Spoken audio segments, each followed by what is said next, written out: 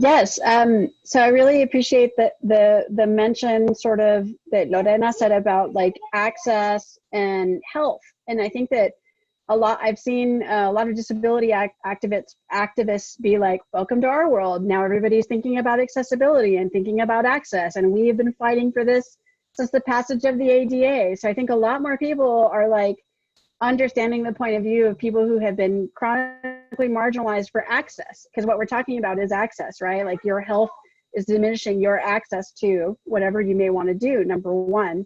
And number two, long-term effects, I think that we will be beholden as a state to really examine the way we fund schools. We are really looking at the disadvantage of having an attendance-based system. So I think that long-term, we could look at a new funding system that hopefully is based on enrollment. And when we talk about school funding, I mean school funding for all students, because HB3 did not address special education funding. Special education funding is still based on placement and based on segregation. You get money according to where you learn. The more segregated you are, the more money the school gets. Those are 27 years old.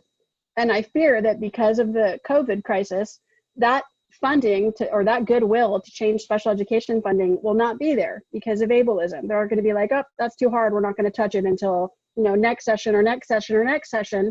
So it's crazy that even though it's the right thing to do and the right funding mechanism, it is largely dependent on the goodwill to change it for that student body.